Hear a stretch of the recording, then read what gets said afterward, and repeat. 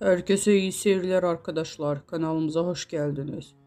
Elçin Sango'nun sürprizi.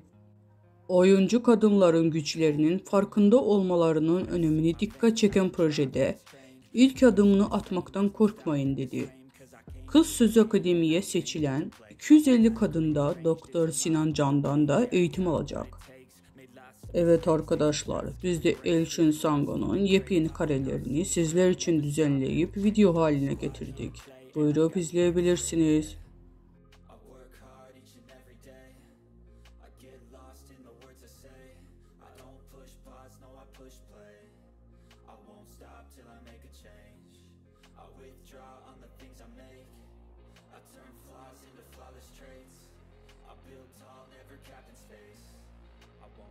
Till I hear him say